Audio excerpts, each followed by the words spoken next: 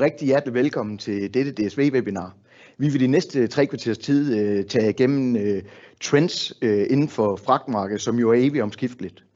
Det vil i dag være med afsæt i Rødehavskrisen, og ikke mindst den eskalering, vi har set den seneste halvanden måneds tid.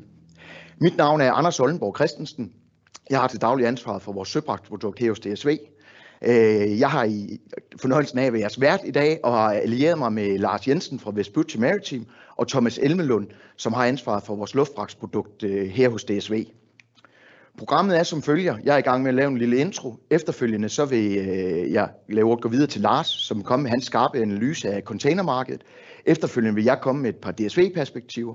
Så vil Thomas Elmelund tage over, komme med en analyse af luftfragtsmarkedet og de alternativer, vi tilbyder inden for DSV. Slut vil der være en Q&A, og her vil vi rigtig gerne have jeres hjælp til at komme med nogle gode spørgsmål. Så hvis I brænder ind med nogle spørgsmål, så gå op i højre side af skærmen, skriv jeres spørgsmål ind og tryk på send, så vil vi forsøge efter bedste evne at besvare spørgsmålene.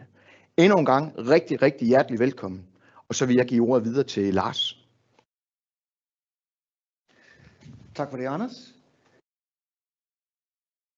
Jeg har valgt at starte ud med at vise et billede af smultvande, et ganske roligt containerskib. Og den eneste grund til, at jeg har valgt at gøre det, det er, at det er den eneste form for ro, jeg desværre bringer til festen i dag. Når vi kigger på de udviklinger, der er i containermarkedet lige nu, så er det rigtige spørgsmål mere, hvad i alverden er det egentlig, der foregår. Det er i hvert fald det indtryk, jeg får fra mange, der klør sig selv i hovedet og har gjort det de sidste 5-6 uger. Når vi kigger på de forskellige spotrateindeks, her har jeg valgt at illustrere det med det, der hedder WCI. Det er et lidt anderledes indeks end det mere velkendte SCFI. De viser basalt set det samme, selvom WCI nogle gange måske kommer en uge forsinket i forhold til SCFI. Det, der er vigtigt at bemærke sig her, det er, at spotraterne begyndte for alvor at tage fart fra begyndelsen af maj. Og de har nu taget fart i en grad, så nogle af rateniveauerne allerede markant overstiger de niveauer, vi så tilbage, da Rødehavskrisen først startede. Og dermed er det relevant at stille sig selv spørgsmålet, hvad i alverden er der sket? Fordi Rødehavskrisen har jo sådan set bare været der hele tiden. Er der opstået noget andet? Og ja, jeg bruger pandemiordet her, fordi kigger vi på dynamikken i markedet, så er vi nu i en tilstand, der er fuldstændig identisk med, hvad vi havde under pandemien. Det, man skal holde sig for øje her, det er, Rødehavskrisen, den kunne man godt håndtere i industrien. Vi har lige akkurat skibe nok til at sejle rundt om Afrika. Det var også derfor, efter den første spike, vi lige havde i slutningen af december og starten af januar, var retniveauet faktisk faldende hen over foråret, netop fordi forsyningskæderne begyndte at stabilisere sig. Men i maj, der er opstået 2 andre tilfælde. Vi har en markant flaskehals i havnene, især ude i Asien. En typisk ekstremt velfungerende havn som Singapore oplever skibe nu at skulle ligge og vente op til 7 dage. Det er helt uden for nummer af, hvad vi plejer at se. Og her skal man huske, under pandemien, det var jo netop flaskehalse i havnene, der fjernede kapacitet fra markedet. Og i det her tilfælde, al kapacitet skal bruges til Rødehavet, så når vi fjerner mere kapacitet ved havneflaskehals, så er vi simpelthen ikke nok. Og for så at gøre situationen endnu mere kompliceret, skete der det i maj, at der kom et ganske uventet, markant boom i fragtmængder ud af Asien. Det her er en udvikling, som jeg tror, det vil være ærligt at sige, som i absolut ingen havde set komme. Jeg tror, den bedste indikation på det, det er, at vi kan se på nogle af de kvartalsregnskabsfremlæggelser, de store rederier lavede. Det lavede de jo i midt-slut april. Og på det tidspunkt havde man travlt med at fortælle aktionærerne, at man forventede, at rateniveauet ville være stille og roligt faldende hen over 2024. Så at vi pludselig står i en situation med udpræget mangel på kapacitet, kom som en overraskelse for samtlige aktører i markedet.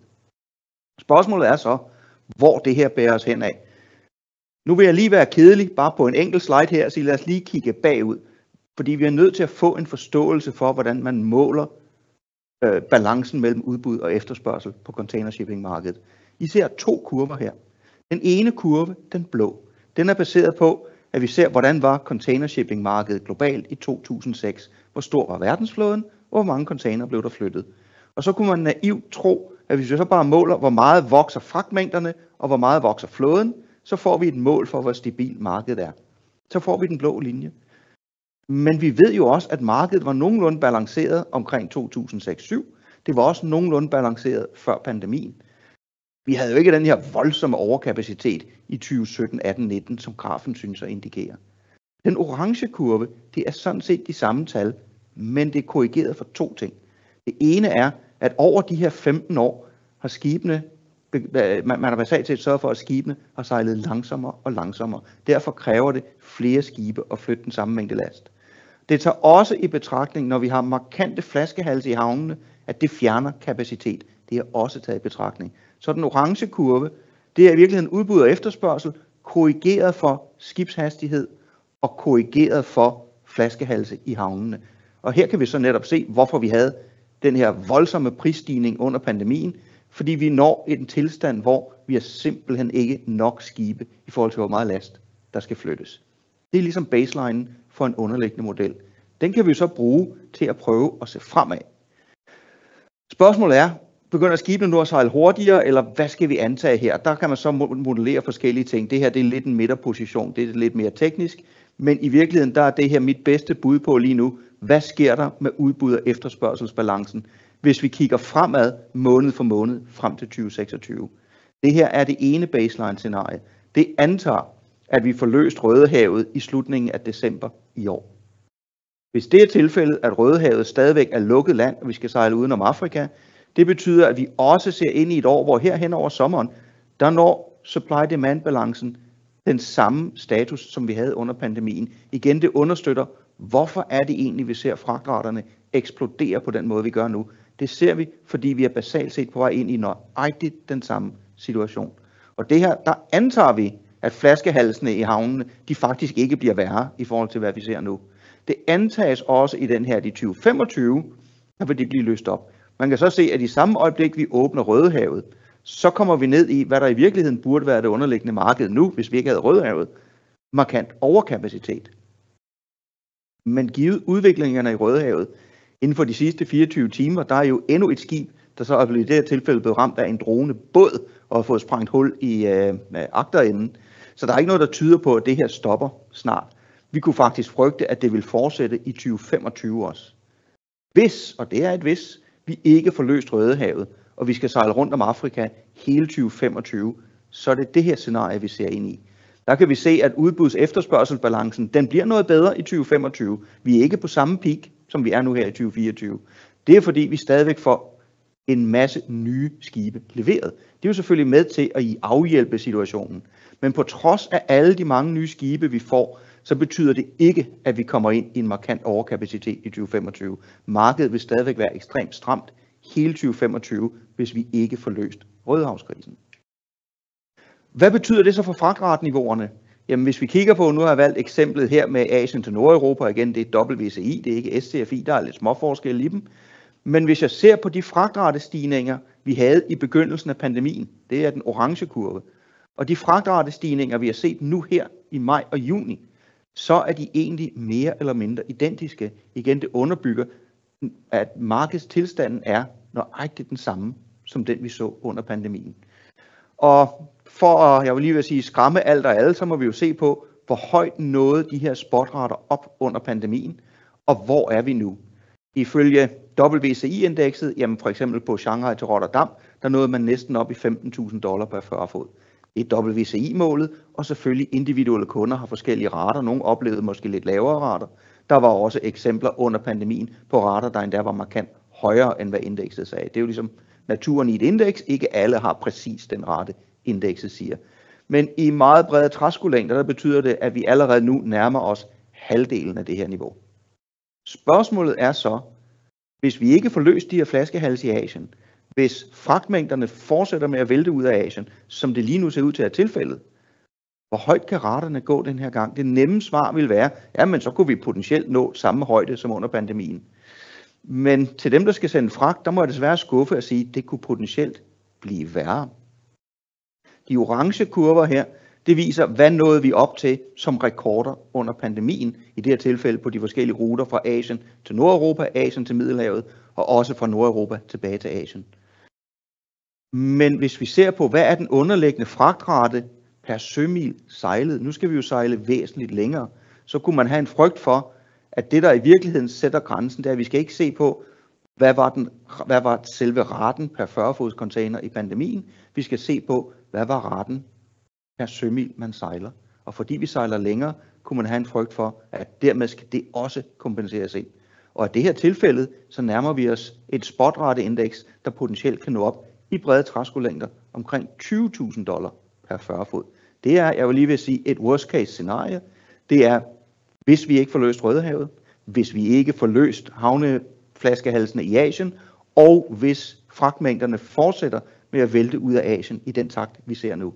Så ser vi ind i et scenarie, hvor vi kan godt slå rekorderne på spotrater senere i 2024. Der er en anden ting, der også er væsentligt at tage med. Det er, hvordan har rederierne potentielt lært noget af det her. Og igen, jeg er ked af at være budbringeren af dårlige beskeder, men lad os se på, hvad skete der reelt under pandemien. Jeg viser jer 2 ting her. Den røde graf, det er det globale spotrateindeks fra Container Trade Statistics. Det er det mest comprehensive index, der findes derude. Det indeholder både spotrater, det indeholder kontraktrater, det indeholder alle trade lanes i verden.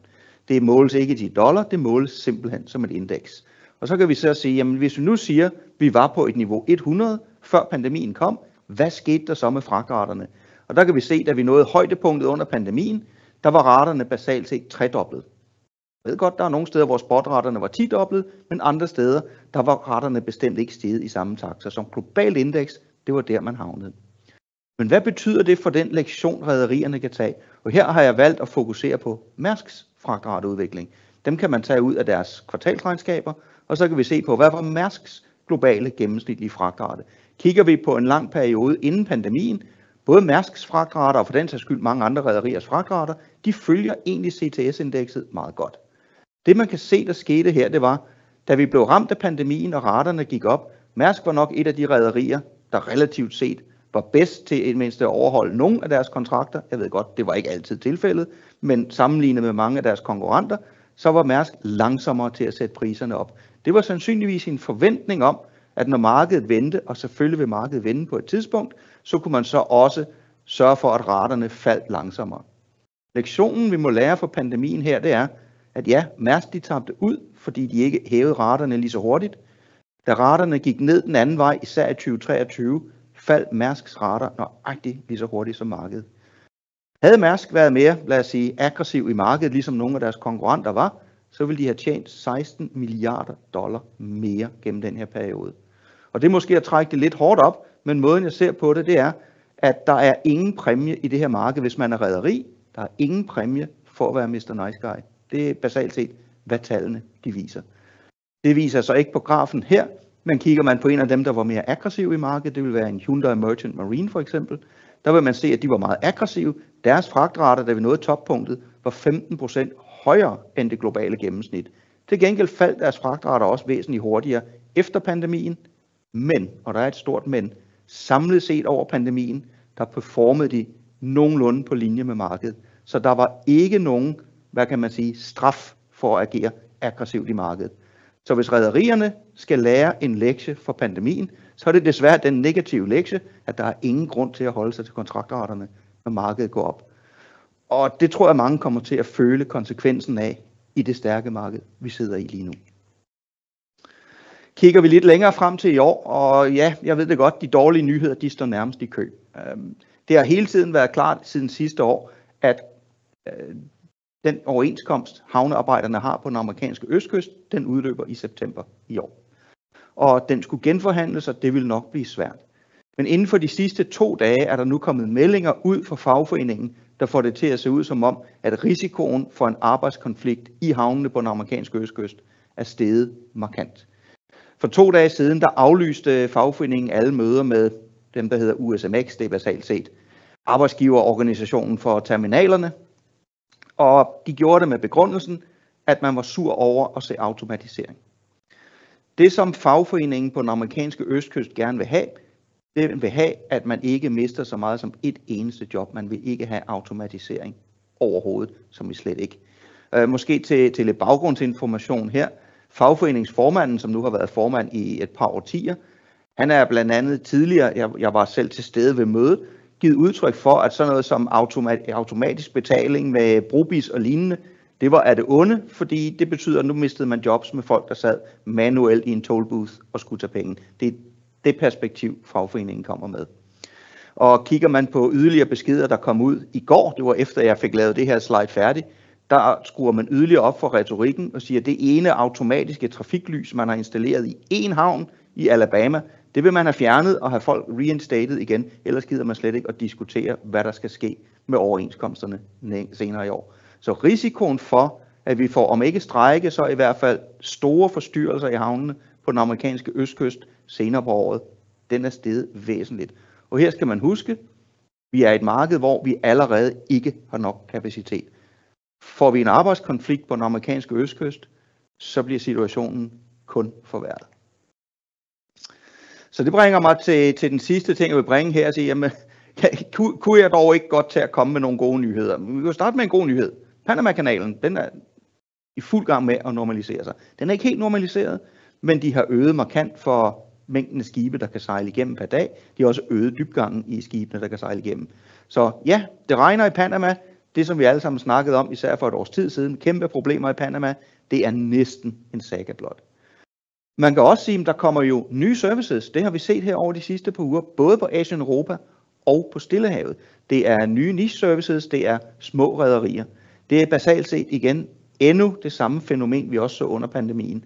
Når fragtraterne bliver høje nok, når markedet er under tilstrækkeligt meget pres, jamen så er der en forretningsmodel i for nogle af de her niche-rederier og indcharter skibe selv til relativt høje priser og alligevel starte nye services.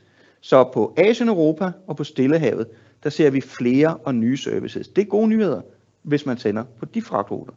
Men, og der er et men, hvor kommer de her skibe fra, vi sætter ind i Asien Europa og Stillehavet? Der findes ikke nogen skibe, der ligger stille. Alle skibe i verden, der kan sejle, de sejler allerede. Så hver gang vi hører om nye services, der bliver startet i Stillehavet og Asien Europa, så skal vi have i baghovedet, det betyder samtidig, at nu er der kapacitet, der bliver trukket ud af andre farter. Lige nu de her ekstremt høje fragtratestigninger har primært ramt Asien Europa og Stillehavet over de sidste 5-6 uger.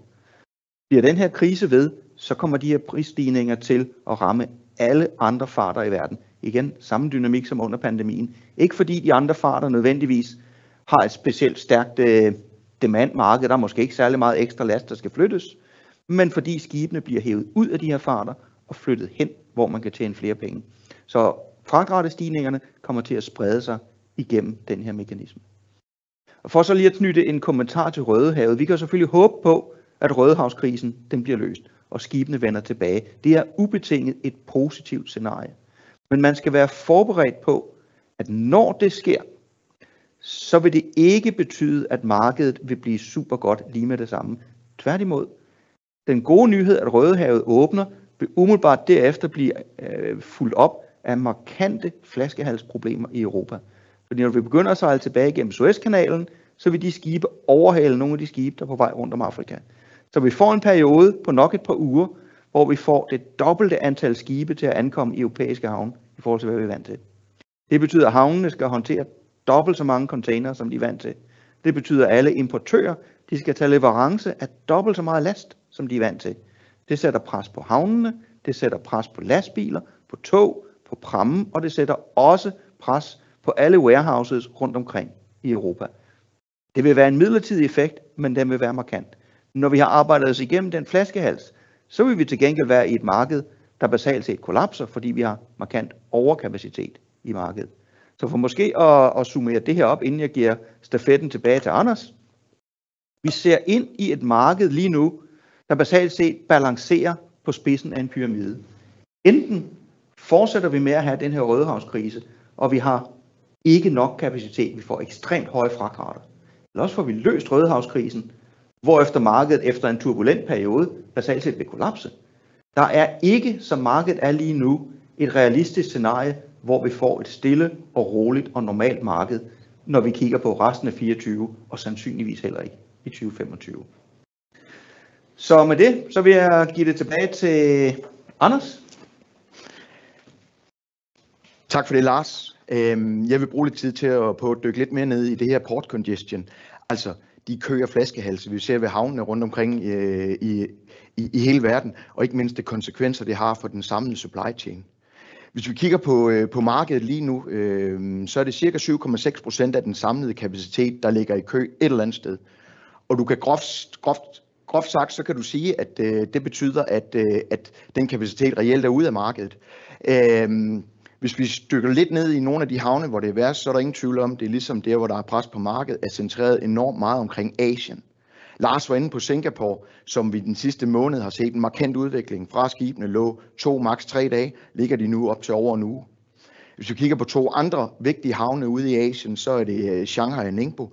Der ligger skibene lige knap så lang tid, men antallet af skibe, der ligger i kø derude, det vokser dag for dag, og det er stadig en trend, vi ser generelt. Hvis vi skal drage paralleller tilbage til pandemien, hvor det her var et stort problem, jamen der var vi jo helt op på et tidspunkt, at det var cirka 13% af den samlede kapacitet, der lå i kø. Der er vi ikke endnu, og der er heller ingen, der siger, at vi kommer derop, men det er altså for nuværende med pil op. Den helt store forskel er, hvis vi kigger på den amerikanske vestkyst, så ser vi egentlig, at de er relativt velfungerende. Det er der mange årsager til, noget lasterute via østkyst, etc. Men det er jo den helt store forskel. Vi kan alle sammen huske de skrækbilleder, hvor der var skibe lige så langt øjet rækket, hvor de kunne ligge i op til 30 dage for at komme til kaj. Der er vi heldigvis ikke endnu, men det er også med en fed streg under ikke endnu. Fordi hvis den udvikling, Lars var inde på det, fortsætter lige nu, jamen så vil det her port congestion, det vil kun blive forværret. Går vi op til de himmelstrøg, vi kender lidt bedre op i Nordeuropa, så har vi egentlig haft problemerne i Middelhavet et stykke tid, specielt i Barcelona. Og det er simpelthen på grund af, at der er Rødehavet lukket og transit gennem Suezkanalen. Mange af de skibe, der så skulle ind i Middelhavet, jamen de smed deres container, oceangående skibe, de smed deres container af, eller smider deres container af Algeciras, Tangier og Barcelona, sejler videre for ikke at miste for meget i forhold til deres fartplan, og så servicerer de i Middelhavet med mindre feederskibe. Men en havn som Barcelona eksempelvis er slet ikke gearet til at håndtere det her, så der er en kæmpe ophobning af container der. Og vi ser desværre også udviklingen så småt begynder at trække op til Nordeuropa. Specielt Rotterdam lige nu har vi meget øje på. Der ser vi, at congestion bliver øget, der kommer flere skibe i kø. Og vi frygter også, at det kan rykke sig til Hamburg, som jo er en enormt vigtig transithavn, også ind til det skandinaviske og dermed det danske marked. Men hvad har det her congestion? Hvad har det af konsekvenser? Altså, der er den åbenlyse, at tingene bliver forsinket. Og jeg tror, vi alle sammen vil blive enige om, lige nu der har vi jo ikke behov for yderligere forsinkelser. Specielt hvis vi kigger på ruterne fra Asien ind til Europa, som i forvejen sejler syd om Afrika, og vi ser enormt lange transittider. Der er det jo ikke lige fra ønsketænkning, at der kommer yderligere forsinkelser. Men ikke desto mindre er det nok det, vi skal forberede os på den kommende tid. Og vi kigger rent faktisk på lige nu, specifikt på den trade lane, at en rundtur fra Europa til Asien og tilbage igen tager cirka 15 uger. Og målt op mod pandemien, da det var værst, der er det faktisk 8 dage længere. Så det er selv sagt ikke nogen interesse, at vi får yderligere forsinkelser på den front. Så er der blank sailings, og måske endnu vigtigere i den her sammenhæng, det hedder technical blanks. Blank sailings er et værktøj, som rederierne bruger, når der er lav demand, altså lav efterspørgsel. Det gør de, hvor de trækker nogle services eller hele skibe ud for at tilpasse sig markedet. Technical blanks derimod, det er nærmest roden til alt ondt i det marked, vi ser lige nu. Det er simpelthen, når skibe på deres tur bliver så forsinket, for eksempel, for at bruge igen eksemplet fra Asien til Europa og tilbage, bliver så forsinket på deres tur frem og tilbage, at de ikke når ud til deres planlagte afgang i Asien. Det vil sige, at vi står med en masse containere, der var planlagt til det givende skib. Dem skal vi ud og finde nyt hjem til på nogle skibe, som i forvejen er overbooket. Det er gift i supply chainen. Det næste, vi også kommer til at se mere af nu her, det er det, der hedder port omissions. Det vil sige, at rederierne på en given rute springer en planlagt havnekald over. Og vi kan igen bruge Shanghai Ningbo som eksempel. Lad os sige, at vi har lastet en masse container til det her givende skib, der står klar på havnen. Men i mere eller mindre sidste øjeblik, der vælger rederiet at sejle udenom havnen. Dermed skal vi til at finde nyt hjem til de her container igen på skibe, som i forvejen er overfyldte. Årsagen til de her port omissions, det skal tale lidt ind i technical blanks. Det gør rederierne simpelthen, hvis de er så forsinket, for at nå og se, om de kan hente i fartplanen, så de slipper for at lave de her technical blanks. Men igen er det bare med til at forstyrre hele supply chainen. Så er der equipment shortage. Vi har ikke for alvor set det endnu, men hvis vi igen drager paralleller tilbage til pandemitiden, hvor vi så lignende scenarier, så den ubalance, der er i markedet, den vil næsten uundgåeligt også skabe problemer med equipment, altså tomme container de rigtige steder, fyldte container i overfyldte havne, der står alt for længe og er med til at skabe de her issues. Og det var et kæmpe problem under pandemien, og igen, vi skal ikke male fanden på væggen nødvendigvis, men det er højst sandsynligt noget, vi kommer til at kigge ind i fremtiden, at der vil simpelthen være mangel på de tomme container de rigtige steder. Og igen, hvis vi går lidt op til vores egen himmelstrøg igen. Jeg var inde på, de med Middelhavshavnene har vi set congestion. Vi ser, at det kommer i højere grad også til de nordeuropæiske havne. Og for Danmark, som jo Skandinavien, som jo er afhængig af et feedernetværk for de større europæiske havne, der kommer det her til også at have en forværring. Det vil sige, at det kan blive enormt svært at kalkulere med, hvilken feeder det givende oceanskib går, fordi de hele tiden rykker sig. Congestion bliver længere, rejsetiderne bliver længere. Det vil sige, at der kommer en masse irriterende delay notice og sidste øjebliks ændringer på den sidste del. Og det er igen med til at skabe ripple effects til vognmændene. Fordi udover at mængderne stiger markant, så den her ubalance i markedet, men man ikke rigtig ved, hvornår varerne er klar, det er jo også giftet det vognmandssystem. Så der vil blive sat enormt pres på containervognmændene, også i forhold til det marked, vi kigger ind i. Slutligt, så bare lige her for at illustrere, at det er alle markeder fra Asien, der er blodrøde. Det vil sige, at der er problemer med plads, der er kæmpe demand på alle de markeder samtidig. Havde det isoleret set været bare et marked, så er det været til at kontrollere. Lars var inde på det, der bliver sat kapacitet ind, men det bliver simpelthen et op af den efterspørgsel, der er lige nu. Og det er det, der er det helt store issue, det er, at det boomer fra alle de asiatiske markeder. Kigger man ind på eksportmarkedet, for eksempel ud af Europa, som jo også er interessant for jer, som sidder som eksportører, så ser vi for nuværende ikke de store turbulenser i markedet. Og igen skal vi drage paralleller tilbage til pandemien, så kom det med forsinket effekt. Det kunne være helt op til et kvartal eller to, før vi for alvor oplevede det. Det, der kan være problemet her, det er, hvis ikke der kommer nok kapacitet, at man vælger at flytte nogle skibe til nogle bedre betalte ruter, og det kan være med til igen at skabe overensstemmelser. Hvis vi lige hurtigt skal kigge på markedet fra Indien af også, eller subkontinent Indien, Pakistan. Vi ser ikke de voldsomme ratestigninger, hverken hjemgående eller udgående på nuværende, men vi ser i et særdeleshed et udfordret marked i forhold til forsinkelser. Og vi holder meget nøje med det marked også, for det har det med at have en lidt forsinket effekt i forhold til det asiatiske marked. Yes, det var, hvad jeg lige havde valgt at tage med at dykke i fra DSV's side. Jeg giver stafetten videre til Thomas i forhold til luftfragten. Jamen tak for det, Anders. Og jeg vil hoppe ud i eksportmarkedet. Der er du egentlig helt ret efter det snart lige blev tegnet op af Anders og Lars, og kunne sige, at der har vi faktisk et stabilt marked. Eksporten ud af Europa og Danmark lige nu, det er relativt stabilt. Der er en god balance mellem udbud og efterspørgsel, og vi ser rent faktisk, at her i sommerfartplanen i særdeleshed, der er rigtig mange ekstra flyafgange til at tilgodese det forøgede passagerbehov, der er hen over sommermåneden. Det betyder så også, at der er en del ekstra fragtkapacitet, som vi kan købe os ind på, så der er rigtig god tilgang til plads og til nogle ret fornuftige rater i markedet lige i øjeblikket. Og det er egentlig til trods for, at vi begynder at se nogle ret positive vækster i eksporttallene. Vi begynder nu allerede at kunne mærke, at de her makroøkonomiske tendenser i forhold til inflationstallene, der falder, renterne der falder, også begynder at sætte sig i eksporttallene. Vi så faktisk her i april, at eksportvolumene ud af Danmark steg 14% versus de tal, vi så i 23. Hvad nu det hedder?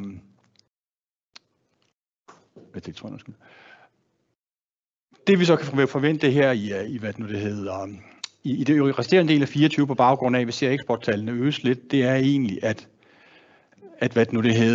den her sæson, der er mellem sommer og vinter, den nok vil betyde, at når vi kommer hen i vinterprogrammet, at vi vil have mere efterspørgsel på nogle givne korridorer, der gør carrying og øge raterne, som vi almindeligvis kender i forskellen mellem sommer- og vinterfartplanen. Men det er ikke noget, vi ikke prøver at gøre, eller vi er vant til. Vi ser jo bare sidste år i 23, der var ikke den store efterspørgsel gående ind fra sommerfartplanen til vinterfartplanen, så vi så ikke de store dynamikker i de to sæsoner imellem. Der tror jeg, vi ser lidt mere det almindelige marked i år.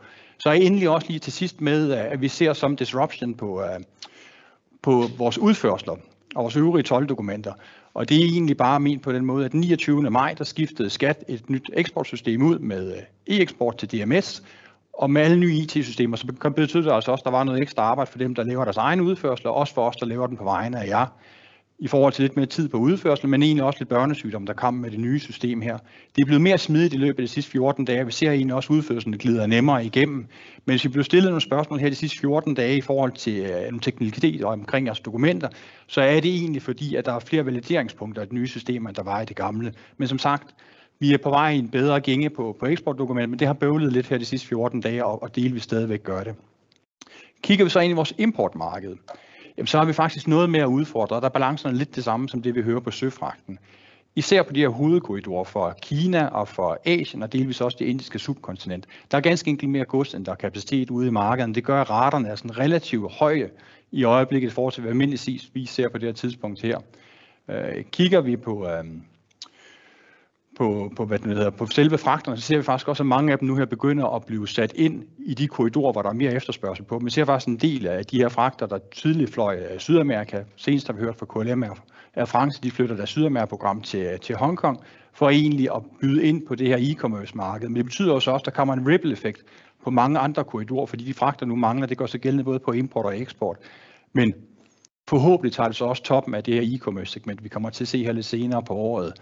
Kigger vi på Americas, Nord- og Sydamerika ind mod Europa, så er det ret stabilt. Det er lidt den samme dynamik, som der er på Europa, hvor der er en god balance mellem udbud og efterspørgsel. Vi ser også allerede nu den her spillover-effekt af grundet Rødehavet fra søfragt mod luftfragt. Vi har rent faktisk set på importtallene her i maj eller i april måned, at de er steget 33% på den volumen, der går ind til Danmark i forhold til 23. Og det gør jo så også bare, at raterne er højere end det, vi så i 23 på baggrund på den her øgede volumen. Og igen, det er meget Kina, det er meget i subkontinent og delvis også det øvrige Asien. Og så får vi den her e-commerce, som kommer til at spille ind her i det øvrige del af året. Så min opfordring herfra, det er egentlig bare, når vi går ind i medio Q3 og i særdeleshed Q4, planlæg nye transporter i god tid, for vi vil opleve, at det kommer til at tage længere, der bliver lidt mere kamp om pladsen, og vi vil formentlig også opleve de her flaskehalsdynamikker, som vi oplevede sidste år, fordi at der ganske enkelt er mere last, end der er kapacitet. Jeg kommer lige lidt mere ind på e-commerce på en senere slide, men jeg forventer faktisk, at efteråret her igen i år bliver lidt som det, vi så sidste år, måske i virkeligheden mere turbulent, end det, vi så sidste år. Jeg har lige taget sådan et par enkelte slides med på, hvordan raterne har udviklet sig på de her hovedkorridorer. Og starter vi med Asien hjem, så kan vi egentlig se, at de har været i sådan en relativt høj udvikling siden det kinesiske nytår, og er nu landet på et niveau, der faktisk ligger $1,5 over den samme periode sidste år, når vi kigger på en Shanghai, en Hongkong og en Thailand som et par af eksemplerne. Og kigger vi på det indiske subkontinent, så er billedet faktisk det samme. Og der ligger vi faktisk på en rateniveau, der ligger 100-150% over den samme periode sidste år. Og min forventning er egentlig, at de her billeder vil nok være sådan relativt stabilt høje hen over sommerferien. Og så er min forventning så også, når vi kommer ind i Q3 og Q4, at så vil vi se et yderligere pres på kapaciteten og dermed også på raterne. Endelig vil jeg bare lige sige, kigger vi på Americas mod Europa, så er det som billedet der er ude af Europa, at det er en ret stabil markedssituation. Og jeg tror ikke, vi kommer til at se de helt store synergier og dynamikker der. E-commerce, det er egentlig bare lige for igen at tage ind i, hvad det egentlig er for et monster, vi ser ude for Asien, når vi snakker e-commerce. De her store 4 e-commerce virksomheder, Temu, Shein, Alibaba og TikTok, de flytter 11 millioner kilo på daglig basis. Det svarer faktisk til 108-77 fragter. Hver dag går i luften med plus 100 ton luftfragt i det her småpakkesegment. Og hvad endnu vildere er rent faktisk, at de her 4 virksomheder forventer man i 24 kommer til at stå for 13% af den samlede globale luftfragt. Det er mange gange den eksport, vi sender ud af Danmark, som de her 4 virksomheder alene kommer til at stå på. Og bare for at gøre ondt værre, så har vi de her 4 store e-commerce dage, når vi kommer ind i Q4, altså Black Friday, Cyber Monday, Singles Day den 11. november og Double 12. december, som, hvis vi kigger tilbage på sidste år, flerdoblede deres output i forhold til der e-commerce. Så der er ingen tvivl om, når vi kommer ind i Q4, så vil de lægge stor beslag på stort set alt ledig kapacitet, hvad angår fragter, men egentlig også på den kommercielle luftfragt. Og de betaler en høj yield, så det bliver et marked, som mange vil kigge ind i, og hvorfor vi også ser de her ompositioneringer af fragterne allerede ud mod Asien. Vores alternativer til det, der har vi stadigvæk nogle stykker. Dem vi primært anbefaler, det er faktisk, hvad det hedder, den her Algeciras Express, hvor vi sejler ned via Algeciras, så trækker det op. Der er en 15 dage at vinde på transittiden, fordi den sejler direkte, men fragten er også højere end den almindelige korridor, vi oplever. Det ligger på plus minus dobbelt op, og lidt mere måske endda, end de almindelige korridorer, men der er som sagt mulighed for at hente en 15-17 dage på lead-timen. Den anden, vi også varmt anbefaler, det er CR-løsningerne. Man kan lave dem mange steder igennem Korea, Singapore, den amerikanske vestkyst, men vores foretrukne, det er stadigvæk Dubai.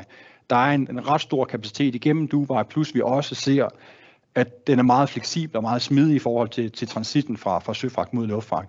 Og den er også ved at komme tilbage i normal gænge. Vi havde en flooding i i Dubai her i foråret, som gjorde, at det var ret congested. Det begynder at åbne sig lidt op igen, så det er vores klare anbefaling, at når vi kigger Dubai, så kigger vi på, eller når vi kigger CR, så kigger vi primært mod Dubai. Vi har også haft muligheden for noget rail, men vi anbefaler den faktisk ikke. Vi har haft nogle løsninger nede via det Kaspiske Hav, men vi har faktisk bare oplevet, at der er nogle toldproblemer dernede, som egentlig har gjort, at lead timesene på den her løsning ikke er meget bedre end søfragten, og vi betaler en voldsomt højere ret, hvorfor vi egentlig ikke anbefaler den løsning for nuværende. Det er jo sådan lige umiddelbart de ting, jeg har med omkring luftfragten og de alternative produkter, så tror jeg egentlig, jeg vil lade ordet gå tilbage til dig, Anders, i forhold til de spørgsmål, der eventuelt må være. Jamen, tusind tak. Og måske Thomas, bare lige for at slå en hel sløjfe omkring vores rail. Ja. Så kører vi ved DSV, ikke igennem Rusland, og det er der ingen planer om at blive taget op igen. Det er bare så det er slået fast med 7 tommer. Der er kommet nogle gode spørgsmål ind, og jeg tror bare, vi tager dem op fra nede her. Jeg tror det første, Lars, det tror jeg, du vil have gode forudsætninger for at svare på. Har rederierne ikke også et ansvar for manglende kapacitet og blandt andet blank sailings? Sidst under pandemien var der flere speditører og store kunder, der lavede selventrede skibe. Er det ikke også et billede, der kan gense sig i worst case scenario? Jeg tror, jeg vil svare på det på en lidt anden måde. Jo, rederierne har selvfølgelig et ansvar for at bygge nok kapacitet. Hvis vi nu lige tænker 6 måneder tilbage, november sidste år. I november sidste år, der var rederierne tabsgivende. Det kunne man se ud af deres resultater. De var tabsgivende, fordi de havde bygget alt for mange skibe. Nu er jeg ude til mange konferencer rundt omkring, og i særdeleshed i den periode, der var den store joke, at rederierne de lærer aldrig af deres fejl. Nu har rederierne dummet sig igen og bygget alt for mange skibe. Nu står vi så her og har stadigvæk ikke nok skibe. Måden jeg ser på det, det er, prøv at forestille jer, at rederierne kun havde bestilt nok skibe til et normalt marked. Så ville vi ikke have haft nok skibe til at klare Rødehavet. Vi ville have været i en situation, der var endnu værre. Du nævnte selv ordet technical blanks. Jeg kan godt forstå, at man som afskiber undrer sig over, hvorfor aflyser rederierne pludselig afsejlinger, men det er ganske enkelt, fordi der er ikke flere skibe derude. De findes ikke. Tak. Så er der et andet. Det er sgu måske virkelig også dig, Lars. Arbejdes der lige nu aktivt politisk på at forløse situationen i Rødehavet? Jeg synes ikke, man har hørt meget til den del, siden en række lande sendte forsvarsskibe derned. Men er der stillestand, og hvem kan vi sætte vores lid til? Der er basalt ikke noget at gøre dernede. Amerikanerne satte en militær operation i gang i januar i EU, der fulgte vi trop i slut januar og start februar. Og de militære operationer, de er stadigvæk dernede. Der går stort set ikke en dag, uden at der kommer rapporter om, at nu har man igen skudt missiler eller droner ned, som der er sendt ud fra Yemen. Der er basalt set ingen ændring dernede. Det man også må konkludere, det er, at der findes ikke en militær løsning. Det er ikke bare mig, der siger det. USA havde en envoy til Yemen, der var ude for en måneds tid siden, og klokkeklart sagde, der findes ikke en politisk løsning, en militær løsning på det problem. Man skal holde sig for øje. Houthierne, de er jo så i sidste ende egentlig backet op af Iran, har jo sagt, at de har tænkt sig at blive ved, indtil der er en fredsløsning i Israel. Det ser ud til at have relativt lange udsigter. Iran, der står bag det her, har åbenbart ikke nogen intentioner om at stoppe. Det er dem, der forsyner Yemen med de angrebsvåben, der bliver benyttet. Så ja, vi har haft en militær tilstedeværelse, der bliver til stadighed hver dag skudt missiler og droner ned. Man bomber faktisk også i Yemen og har gjort det de sidste 5 måneder. Men det har ikke ændret angrebsfrekvensen overhovedet. Okay, tak Lars. Så er der et spørgsmål, der lyder på, hvad er status generelt på det indiske subkontinent? Og vi må antage, at dermed menes eksport ud af Indien, Pakistan, Bangladesh med mere. Og jeg tror også godt, vi sandheden kan sige, at den er lidt todelt, fordi at, hvis vi starter med søfragtsmarkedet, jeg er jo lidt inde på det. Vi oplever store forsinkelser på alle skibe, både til og fra området. Raterne er relativt stabile. Importmæssigt har vi set nogle stigninger her 1. juni, og nogle foranmeldte stigninger den kommende periode, men slet ikke til måls med, hvad vi ser ud af Asien. Men jeg ved, Thomas, det er et lidt andet billede på luftfragten. Jamen, det er det. Og kigger du lige på eksporten først til Indien, så er det faktisk lidt det samme. Der er god kapacitet, og der er ikke så svært at finde plads til. Men når kigger du hjem igen, så er den lidt mere problematisk, fordi vi så rigtig mange mange leverandører, de valgte en sourcing-model, hvor de tog en China plus one, det vil sige, der var rigtig meget produktivitet, der blev flyttet ind i det indiske subkontinent, men uden kapaciteten fulgt med. Så vi oplever faktisk, at der er en rigtig stor efterspørgsel på kapacitet derude, hvor der er store volumener, der går ud, og fragterne er ikke rigtig fulgt med til Indien. De tager lidt kampen mod Kina, fordi det er simpelthen the golden ticket right now at få fragterne til e-commerce-markedet. Så de er der ikke, så de er afhængige af passagerflyene, og passagerflyene bliver så kun sat ind, hvis der er efterspørgsel blandt passagererne. Det er der ikke på samme måde på det subkontinent, som der er på fragten, så det betyder egentlig bare, at raterne bliver drevet op på nogle niveauer, som er væsentligt højere end det, vi har set tidligere. Så tror jeg egentlig, at det kort svar, at Indien er udfordret på manglende kapacitet og på stor efterspørgsel på luftfragt. Godt. Så lyder der også et spørgsmål her på, hvis man som søfartseksportør ud af Danmark til for eksempel USA og Asien, hvad kan man forvente af den kommende periode? Og jeg var lidt inde på også, at det vi så, og jeg tror det vi bedst kan sammenligne det med, det var under pandemien, at det var med forsinket, og det var helt op til et kvartal, helt op til 2 kvartaler på nogle markeder, at vi så forsinkelsen i det her. Og jeg tror meget af det her, det har at gøre med, hvor længe det her det trækker ud, om de markeder når at blive påvirket eller ej. For ellers så er vi vel inde, Lars, i det scenarie, hvor hvis det her fortsætter, og raterne på længere sigt ikke vil pumpet op, jamen så flytter de ganske enkelt skibene hen til, hvor at det er bedre betalte ruter. Ja, jeg vil sige, der er faktisk 2 forskellige svar, fordi kigger vi på de danske eksportører over til Nordamerika, det var Atlanterhavsraterne her, og der så vi jo netop sidst, jeg tror det var en 6-7 måneder forsinkelse, hvor de så skød i vejret. Og måske kan man forvente en lidt kortere lead time den her gang. Jeg tror, at rederierne vil være hurtigere til at skifte skibe rundt. Nu har de ligesom været igennem møllen en gang før. For de danske eksportører til Asien er det en lidt anden dynamik, der træder ind. Og det er netop dynamikken omkring de tomme containere. I takt med, at markedet stadigvæk er stærkt, så vil rederiernes fokus, ligesom under pandemien, skifte til, hvis jeg er rederi, så vil jeg sige, hvorfor skulle jeg tage en lavt betalende container fra Europa til Asien eller fra Danmark til Asien? Fordi når den så kommer ud til Asien, så tager det alligevel tid, før den bliver leveret, den bliver tømt, og jeg får den tilbage. Jeg vil egentlig hellere bare sende den tom. Og det er med til at give et opadgående pres på raterne ud til Asien. Det er simpelthen dynamikken omkring de tomme containere, der træder i kraft. Ja. Kan du kopiere den også, hvis man taler transatlanten? Det er knap så meget tilfælde med transatlanten. Transatlanten er også ubalanceret, men ikke i samme grad som mellem Asien og Europa. Det vil være den samme dynamik, vi kommer til at se mellem Asien og USA. Hvor sidst så vi især mange af de store landbrugseksportører i USA, de kommer under voldsomt pres, og der må man sige, der er jo kommet en ny søfartslovgivning i USA, netop som konsekvens.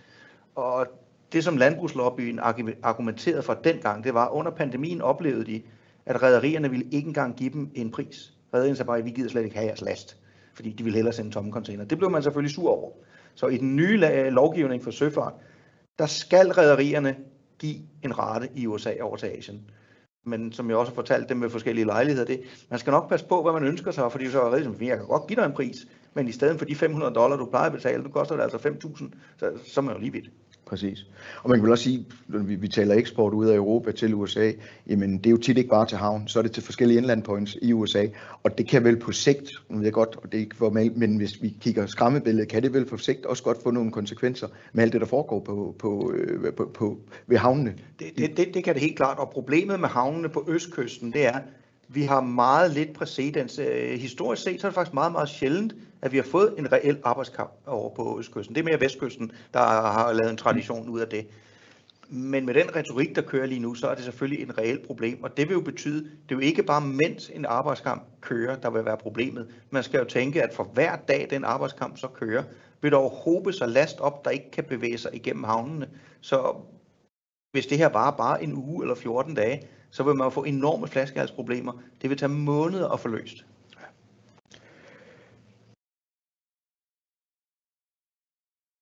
Så har vi et her.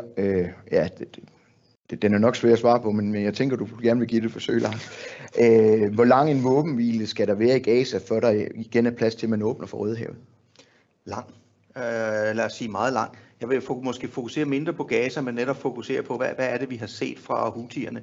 Houthierne har jo været lidt vage i præcis, hvad er det, de vil se.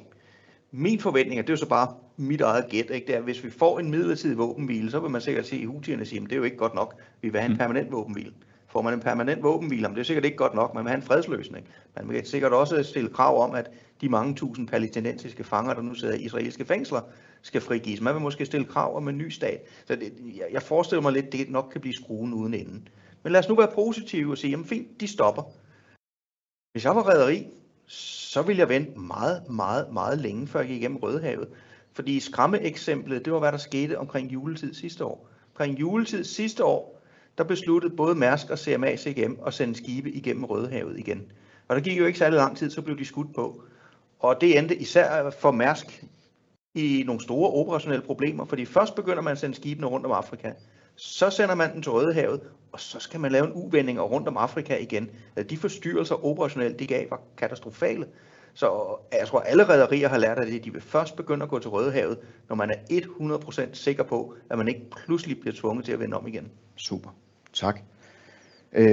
Så er der kommet et spørgsmål, det var nok lidt i forbindelse med det, vi havde tidligere omkring USA. Er der nogen politisk vilje i USA til at løse arbejdskrisen i havnene? Det tror jeg bliver enormt svært, og også fordi det er svært gennemskueligt lige nu. Husk, vi er inde i en præsidentvalgkampagne, der kører her, og lige nu er det svært gennemskueligt, hvem er det egentlig, der læner sig mest op af den ene eller den anden præsidentkandidat. Man kunne jo have den forventning at sige, at det er jo fagforeningerne, de burde måske mere være allieret over på demokraterne, men ser man noget af den retorik, der kommer ud af fagforeningen, så virker det som om, at der er meget, lad os kalde det, MAGA-sprog over, hvad der foregår der. Så kommer der et spørgsmål. Har rederierne så lært lektionen denne gang? Kan det forventes, at de ikke bestiller flere nye skibe igen? Det er jo igen med at lære lektien. Jeg vil snart sige, at den lektie, der skulle læres, det er, at markedet har brug for, at rederierne skaber overkapacitet. Det man så bare også må konkludere historisk set, det er, overkapacitet, det er jo lige med en vis form for robusthed i forsyningskæderne. Det er der bare ikke nogen, der er villige til at betale for. Det så vi jo soleklart i 4. kvartal sidste år, hvor vi må erkende, der var robusthed nok til at klare Rødehavet. Der var så ikke robusthed til at klare endnu flere problemer ovenpå, som vi ser nu. Men den robusthed havde man. Rederiernes problem er, at der ikke er nogen, der er villige til at betale for det. Jeg tror faktisk, vi mere eller mindre nåede spørgsmålene igennem. Hvis der er nogen, vi ikke har nået, så lover jeg, at vi kontakter efterfølgende med et svar. Men det var også lige på tiden. Så Lars, tusind tak, fordi du endnu en gang vil tak komme for at herinde. invitere mig tilbage. Og tak, Thomas. Lige Ja, og til alle jer derude, tusind tak for i dag, og tak fordi I lyttede med.